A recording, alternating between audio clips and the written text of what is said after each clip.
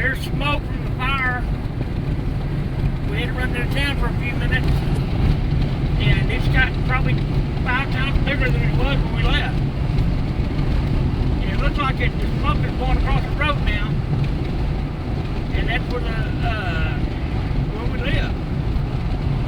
So hopefully, we had to get some stuff yesterday, and we didn't unload it, so we may be evacuating. Not for sure yet.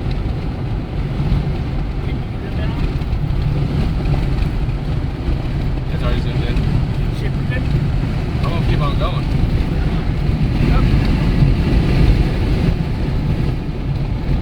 The wind's blowing probably 40 miles an hour, gusting up to 40, 50 miles an hour today. And that's not helping the firefighters any.